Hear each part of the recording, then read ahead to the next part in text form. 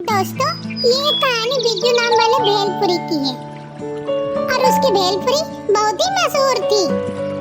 उसके ठेले पर हमेशा भीड़ लगी रहती थी, लेकिन उसने बेबी के कहने पर उसने अपना भेलपुरी का दाम बढ़ा दिया। आगे क्या हुआ ये जानने के लिए कहानी अंत तक जरूर देखें। और हाँ, अगर कहानी अच्छा लगे ऐसा मजेदार कहानी देखने के लिए मेरे चैनल को सब्सक्राइब जरूर करें। तो चलो शुरू करते हैं। समुंदर के किनारे बिरजू भेलपुरी की दुकान थी और शाम के वक्त बहुत से लोग समुंदर के किनारे टहलने आया करते थे, जिसकी वजह से बिरजू की दुकान में बहुत सारी भीड़ हुआ करती थी। अरे आओ भाई आओ, बिरजू के हाथ की मीठी तीखी नमकीन इमली चटनी के साथ भेलपुरी का मजा लो। इमली की नमकीन तीखी मीठी चटनी अचार वाली एक बार खाओगे बार बार आओगे। मेरा तो मुंह में पानी आ रहा है, पानी। इतना मजेदार होगा। लो भाई साहब भेलपुरी खाओ, बार बार खाओ। मुझे चाहिए। ये लो ये लो। अरे अंकल वाह वाह, आपकी भेलपुरी में तो मजा ही आ गया। हाँ, ऐसा भेलपुरी मैंने कहीं नहीं खाया है। बहुत स्वादिष्ट है। पता नहीं क्या जादू है बिरजू अंकल के हाथों में। हाँ, ऐसा भेलपुरी तो कोई नहीं बनाता। और नहीं तो क्या, हम घर पे कितनी भी कोशिश कर ले पर ऐसा भेलपुरी नहीं बनता। अरे जरा हमें भी तो सिखाओ बिरजू भैया, आखिर ये भेलपुरी बनाते कैसे हो?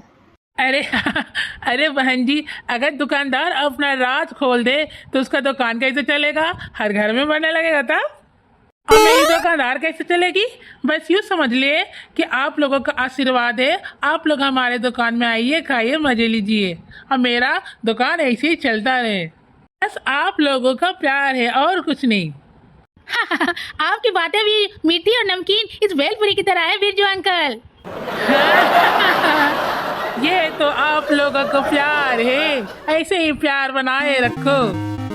इस तरह से बिरजू और बिरजू के भेलपुरी दोनों तरह से मशहूर हो चुके थे और बिरजू को मुनाफा भी अच्छे खासे होने लगा था। वो काफी धन कमाने लगा और अब बिरजू को मुनाफा भी अच्छा खासा होने लगा। आज जरा सुनिए तो, मेरी मानो तो थोड़ा भेलपुरी का दाम बढ़ा दो। पर ऐसा क्यों भगवान? सब कुछ तो ठीक ही चल रहा है। क्या ठीक चल रहा है? अपना सोनू अब कॉलेज जाने लगा है, खर्चा भी बढ़ने लगे हैं और उन्हें मोटरसाइकिल चाहिए, नहीं तो कॉलेज नहीं जाएगा। कॉलेज नहीं जाएगा? पर वो क्यों? उसपे सारे दोस्त हंसते हैं जब वो साइकिल लेके जाता है। उन्हें स्कूटर चाहिए और आप भी वो खटारा स्कूटर लेके जाते हो। एक अच्छा सा स्कूटर ला दो ना, नया वाला। मेरी मानो तो एक मोटर गाड़ी लेनी चाहिए, नया वाला। और मेरे लिए भी तो 9 लाख का बनाना है, मेरे भी तो कुछ सपने हैं। ठीक है, कुछ करते हैं। और फिर दूसरे दिन से बिरजू ने भेलपुरी का दाम बढ़ा दिया। 15 रुपए की जगह अब भेलपुरी हो गई 25 रुपए की। फिर भी उसकी दुकान पर ग्राहक आने का कम नहीं हो रहा था, दिन में दिन बढ़ते ही जा रहे थे। उसका दुकान बहुत ही अच्छे से चल रहा था। देखो जी, मैंने कहा था ना कि हमारी भेलपुरी सबको बहुत अच्छी लगती है। मैं तो कहती हूँ दाम और बढ़ा दो। इस तरह से पत्नी के कहने पे बिरजू ने अपना भेलपुरी का दाम और बढ़ा दिया। उसने 25 से 35 कर दिए। यह देखकर उसको नारियल पाने वाला जो दुकानदार उसके पास था, वो उसके पास आया। बिरजू, ये तुम क्या कर रहे हो? अगर दाम इतना बढ़ाओगे तो ग्राहक आना बंद हो जाएंगे। ऐसा मत करो। अरे तुम मेरा नहीं, अपने धंधे की चिंता करो। तुम्हारा नारियल पानी बिकता नहीं तो तुम मुझ पे जल रहे हो। जाओ पहले अपना धंधा संभालो और मेरी चिंता छोड़ो। मैं क्या कर रहा हूँ ये मुझे खुद अच्छी तरह से पता है। मुनाफे के साथ साथ बिरजू का लालच और घमंड बढ़ता ही जा रहा था। अरे वो इमली के अचार में पानी और गुड़ मिला दो, लोगों को कुछ पता नहीं चलेगा।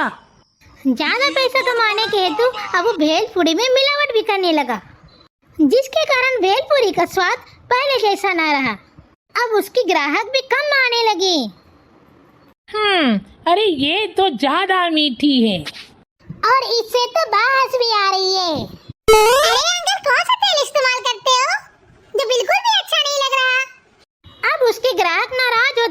थे, लेकिन बिरजू को इसकी कोई परवाह नहीं थी और अब उसके पास कार भी आ गया था। अरे ये क्या, इसमें तो कंकड़ है। अरे अंकल, आप प्याज की जगह कंकड़ मिलाते हो, मेरी तो दांत ही टूट जाती। अरे बहना, चिल्ला क्यों रही हो? इस समंदर किनारे हमारा ठेला है, थोड़ा सा रेत आ गई होगी हवा से। ज्यादा पैसा मिलने के कारण से अब बिरजू का स्वभाव भी बदल गया था। अपने ग्राहकों से अकड़ के बातें करने लगा। अरे बीजू, तुम अपने ग्राहक से इस तरह से बातें करते हो? तुम जानते नहीं कि किससे बातें कर रहे हो। मैं खुद इंस्पेक्टर हूँ। तुम्हारी इस भेलपुरी की बहुत सारी शिकायतें आई है हमारे पास। जी मुझसे बहुत बड़ी गलती हो गई। अगर गलती हुई है तो तुम्हारा सजा भी तो होनी चाहिए। तुम्हारा लाइसेंस जब्त किया जाता है। अरे नहीं हुजूर, ऐसा मत कीजिए, मैं गरीब आदमी हूँ, प्लीज ऐसा मत कीजिए। अपनी कार में घूमते हो, खुद को गरीब कहते हो, शर्म आनी चाहिए। बिरजू भेलपुरी का लाइसेंस जब्त हो गया, अब उसका ठेला बंद हो गया। पैसे की लालच में मैंने खुद अपने धंधे में बेईमानी की है। भगवान मुझे माफ कर देना, फिर ऐसा दोबारा गलती नहीं करूँगा। देखा दोस्तों, उसका अपना घमंड का ही सर्वनाश बन गया। तो दोस्तों, इस कहानी से हमें ये सीख मिलती है, हमेशा हमें घमंड और लालच से दूर ही रहना चाहिए। ये हमें ले डुबा डुबता है। हमें इन बुरी आदतों से दूर रहना चाहिए।